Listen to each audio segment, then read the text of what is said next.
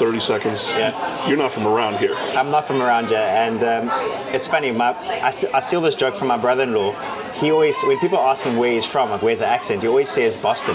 Yeah. And it takes a while for people to register that it's not a Boston or Massachusetts style accent. So it's a really good look on. But I'm from South Africa originally. Okay. And I've been here for about 2.5 years, going on 3 years now. So in Niskayuna or in the States? Well, in the States and Niskayuna. We stayed, when we arrived, we stayed with some family in Latham. Yeah. And we very quickly found a rental property in Niskayuna, and we've been here and we've loved it ever since. So yeah. All right, so my mind goes to like a million different directions, obviously, because you're different than other people in Niskayuna. There are a lot of people who either came from another part of New York to here, or are born and raised in Niskayuna, that sort of thing. You're about as far of a flight as you can possibly get. About 15 hours, from here. Yeah.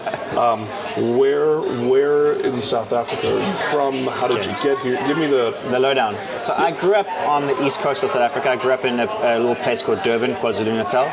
And I moved. How old are you? So I'm 37. Okay. So when I say grew up, I turned 37 like 2 weeks ago. I think I only now feel like an adult. Yep. I think before then I've been like a grown-up child. It feels weird. Like there's a big transition happening in my life right now. But okay. It's 37. I grew up in South Africa on the East Coast. Moved to Johannesburg where I met my wife. Okay. We had both our kids in Johannesburg, so they were born in Johannesburg. Durban is very interesting. It's a very warm, tropical style climate. Your temperatures are like 55 in the winter to 100. Is it like an affluent area on the water? Well, no, not really. Cape Town would be considered more affluent. There's a lot more foreign and touristy style things happening there. Durban is...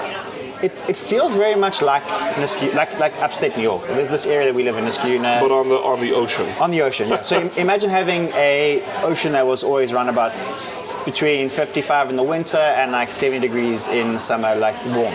It's beautiful. 70 degrees. Yeah, which is like, it's so hot. I still have my watch set in degrees in Celsius, so like 21 degrees Celsius. So it's like probably like in the 70s. Gotcha. Yeah. That's the one conversion that's been the hardest for me, is temperature. Okay. Yeah. You're still in Celsius. I'm still in Celsius. Winter, I've worked it out a little bit better because I know if it's below 50, we're in trouble. Okay. We've got to start putting on a jersey. Okay. And the closer it gets to zero, the more clothes we've got to put on. Gotcha. There's a point, I think, once it's cold, it's just cold. It's cold, Doesn't matter if it's 10 or 20 or 0. Yeah. It's cold. And the snow you get here, we don't get that in South Africa. That was the biggest adjustment. So ever? You'll get it on like the high. I think it's snowed in Johannesburg 4 times or 3 times since I've been living there. Okay. But it's very rare that actually. It will snow on the high mountain ranges, but they're so high no one can ever live there. So it's super. It's like. It's extremely high. This will probably sound naive. The only 2 things I really know, or people, anything I know of South Africa, are Nelson Mandela. Yeah, it's a good one. And Oscar Pistorius. Okay, well, yeah. 2 very different characters. Very, very much so. But if you're 37, you would have been in South Africa during Mandela's... when he came out of prison. Yeah, so... And became president. So he was released out of prison in 1994. That's when the new reign of government came in, so the big transition in the country for the better. It was a more inclusive, more it was the right thing to happen for the country. Okay. Considering where we had come from to where we are now. You were young. I was young. Yeah, I was in primary school, so kindergarten, elementary style school. Okay. Very, very young. Yeah. You said you've been here 3 years now? Going on 3 years. Going on 3 years? Yeah. That would put us during COVID. Just after COVID, yeah. Okay. So that's actually a story in its own. When we were at a point where we were looking for a bit of an adventure. We had we have a lot of family in the US. Okay. And so the one day my wife and I said, like, let's look at her parents had moved over, her brother's here, I got friends that are here, she's got friends that are here. So we have a big community of South Africans living, funny enough, in upstate New York, from between Colony and Latham and Clifton Park. So we're quite central. She's like, why don't we just look at getting into the US? So I said, well, okay. We thought about Europe, but trying to learn another language and start a new business at the same time was a little bit more scary. I didn't feel like learning French or Spanish. I'd love to learn them, but I just from start from scratch, it's just a thing. So we spoke to some lawyers, immigration lawyers. We found the best route, but then COVID happened, and then the door shut down. and we got approved for our visa. We applied for it, got approved within 7 days, and then the challenge was that because of COVID, all the embassies closed. We couldn't get our visa stamp put in our passport to say like you're now officially allowed to head over. Okay.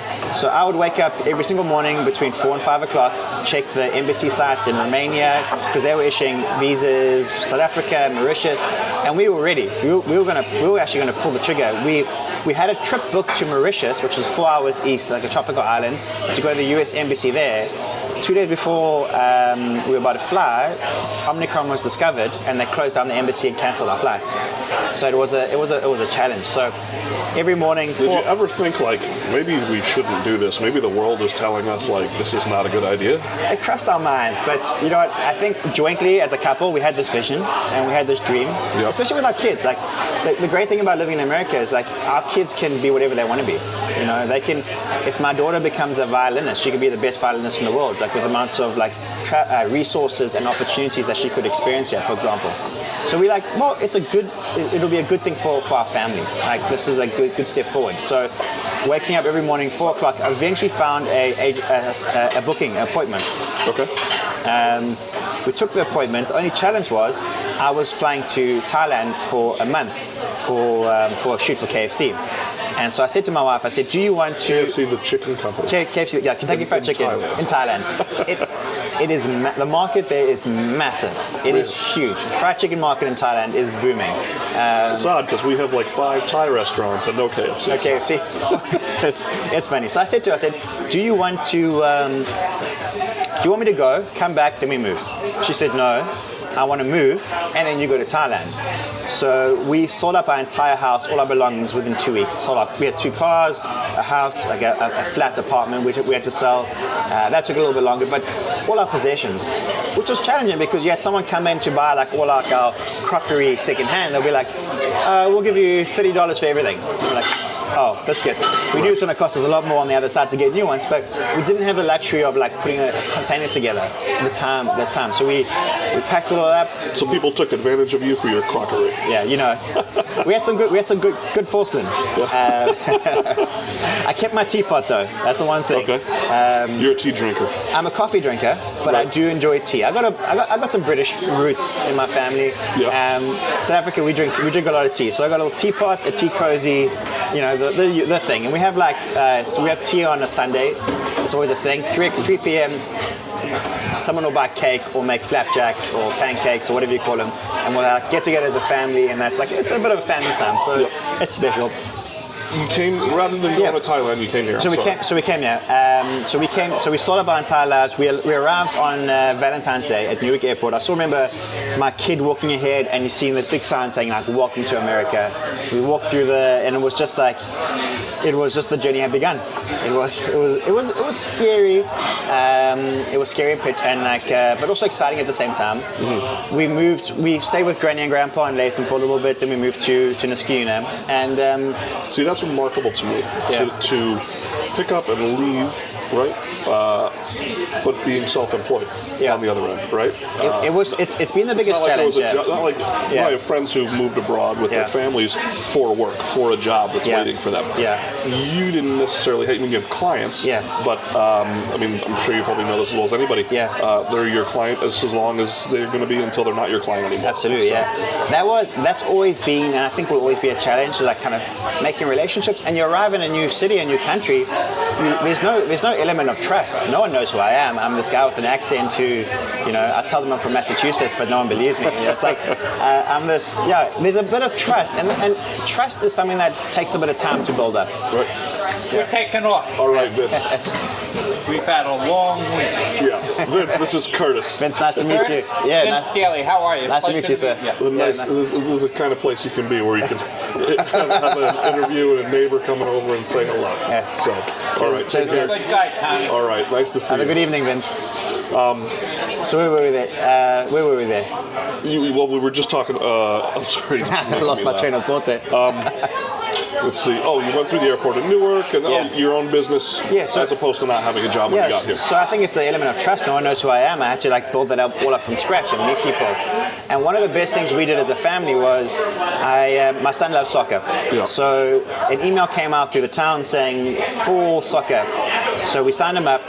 He got placed on a team, and then I got an email saying coach is needed. So I said, sure, let's do it. And that's here in Niskayuna. Here in Niskayuna. Yep. So I never played soccer as a kid growing up. I'm now trying to learn soccer because my kid loves it and just makes. But I played rugby, and I did judo for many years. I fought nationally and provincially for KwaZulu-Natal, my state, my province. So I thought, well, I could coach rugby. I'm trying to coach soccer. There's a bunch of 4 or 5 year olds. Let's give it a go. And we had the most amazing parents came out, and through that we met. My son knew no one, I knew no one, my family knew no one, and we met. I think 5 or 6 of the kids in his soccer team ended up being in his kindergarten class. Oh yeah, which was incredible for him because now he has friends, and we met the family, and now one of the kids that was on my soccer team is my son's best friend, and my daughter's best friends with their daughters. It's like it's a great way of being involved. And sure, there's one thing I think just living in a community, that when you start to get involved in like community sports and community arts and culture or whatever it might be, you really get to understand and enjoy the community. Yep. Where we live now, we have friends that they're older than my kids, younger than my kids, but they'll be out at the Broken Inn, and then afterwards come and they'll see us playing soccer in the yard on their walk home, and they'll rock up, and then eventually we're all having beers and drinks and chilling in the backyard, and the kids are playing soccer. And that's something. If you had to ask me what the biggest difference between like growing up in South Africa and growing up in America for me right now in this life phase, it would be that. It's that sense of community where you've got people that just can arrive at your house, and that's okay.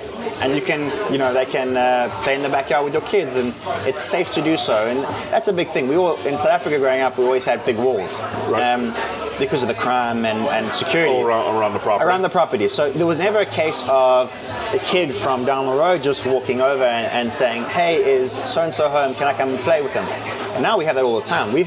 I feel bad for these poor parents. I have now like a fridge stocked up with seltzer and beer and wine, and because they sit there, the kids are playing, and you can see the parents are tired. Put them in an Adirondack chair, and we just feed them and give them something to drink, and they just sit there and they relax. So you mentioned you're a photographer by trade. Was that always? Were you interested in that when you were younger, or how did that come to be? Or did you work at? Is there a Wendy's in South Africa? I mean, how did you start your professional career? Yeah, so I started off. I was a musician growing up. I was a session musician. Okay. And that's how I met my wife. I was playing a lot of gospel music at the church, and we met through the church, and we got married. I then realized that I needed to kind of make more money, so I started off. I went to university. I did a correspondence course, so it was a university like a correspondence where you would take your test at an exam center, but there was no campuses. It's like the University of South Africa, so it's like multi-campus kind of university, a big university. But I did a degree in management. I got a job in real estate, managing commercial, industrial, and retail properties. I was a property manager. Then I kind of got out of that job, picked up photography. As a kid, my parents always had like a little film camera. So what I would do is I would just snap pics around the house. Never thought much of it. Did a bit of it. Was it a digital camera? No, it was a film camera. Oh, okay. So a 35mm Canon film camera. Okay. And I never thought much of it. We'll go to the botanical gardens, on the weekends and just snap a few pictures. And then you would like develop your film and that whole process. Forgot about it for many, many years. So when I left my job, I'm like, well, let me pick up photography. I then started off as like an apprentice to some really big photographers. Some were photo shooting in Europe, some were shooting like throughout the world. Mm-hmm. Became like their personal assistant, Okay. I would learn a lot from them, but it came with a lot of like hard work. I had to like fetch their laundry, take their dog to the parlor, more than just professional. More than just professional. Yeah. So you had, but I guess in order to be surrounded by such talent, there were sacrifices you had to make. So I learned huge amounts. Got married to my wife, realized that I needed to start kind of earning a bit more. I then took the plunge, went into full-time photography, and the rest has been that. And I fell in love with food. The reason why I fell in love with like food, drinks, photography is I used to get a lot of editorial assignments for like magazines. Okay. And they'll send me off into a restaurant, and it would be always a portrait of the chef. It would be an interior of the restaurant, and then some dishes. And then that kind of sparked my love for those genres of photography. And then being commercial, throwing in some kind of product photography in that as well. So, yeah. And now I love what I do here. Like, I shoot for brands like Shake Shack. I'm in the city every other week. I'm in DC. I go to like other states quite a lot for photography work. That's remarkable. Yeah. And do you plan on staying? absolutely, yeah. So we were quite lucky. My wife is the planner. She does a lot of the. I like the big picture thinking, but she gets it done. Like she gets the actual. I too have a wife like that. So they're great to have. So she can. When we moved to America, having living in an area with a good school district is so important. In South Africa, no matter where you live, you send your kids to a private school, public school, government school, or semi-private, whatever it might be. You send your kid to whatever school you can afford. Okay. Because you have to pay for school tuition. It's not included in for all schools. For all schools, yeah. Okay. So up until high school, and even varsity, you pay schooling your entire life. None of it's included. Is it required? Yeah, it's required. Okay, I mean, it's not like you could choose not to send your child to school. No, it's by law. You have to, up until a certain age, I think it's 6 or whatever it might be, they have to be. And sure, there are government schools which are heavily subsidized, and a certain part of the demographic will probably get free schooling. But, growing up in this type of neighborhood, you would have to pay for your schooling. Gotcha. So she chose Niskayuna. Whenever we came on holiday, when we went skiing, we would drive through this area to see the Christmas lights and some of the houses and stuff. And she always said she wanted to live in old Niskayuna. She loved the look of the houses, the feeling. And so she said it's a good school district, and she chose it. And she went on to one of the property apps and found a rental and said, let's do it. That's awesome. And we're going on to our 3rd year, and we absolutely love it. Our landlord loves us, I think, because I take such good care of his grass and his garden. So. Listen, I'm not a property rental owner, but if you're going to take care of the property, I'm going to want you to stay forever. So. And he's great. So he's understanding, and so it's good. Do you see yourself staying in the States, certainly, but in town here as well? Absolutely. Oh, okay. So we would love to. So the reason why we started renting is like when you move to the US, it's very difficult to buy a property off the bat. You need certain. Listen, when you grow up in the US, it's very difficult to buy a property. We didn't, especially right now. Oh, exactly. So when we arrived here, I didn't have any US-based tax returns. So that was the first barrier to entry, because the banks want to see 2 years tax returns. Mm-hmm. Being self-employed is very tricky, because you got to prove with a certain feasibility, financial responsibility that you can actually service those mortgages. So there's a few things. You got to build up a credit score. It's little things. Like when you arrive here, I didn't have a driving history. So getting insurance was tricky, because no one wants to insure you because they're not too sure, like, who's this guy? Like, is he? So there's a few things, but it's like with building up trust. You have to, it's just part of the journey. You have to look at it as part of the process, part of the journey. Mm-hmm. We're extremely happy, and it's worth it. You know, to go through those kind of waves of motion and build up the history. Probably the right word to call it. And so I think we're at the point now where we could start looking. Okay. Interest rates are still a little bit high, so we'll probably hang out a bit. Not a great time. If you got something that you can do that's good, that you're happy with. And we're happy where we are.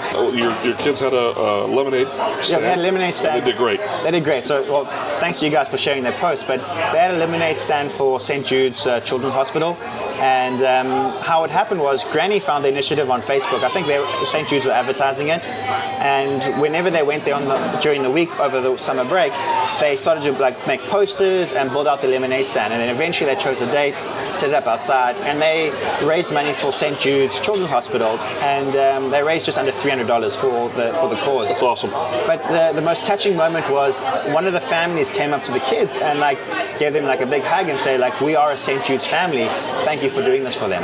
And that was special. And to teach the young kids that kind of stuff. Yep. I think it's very special. Yeah. I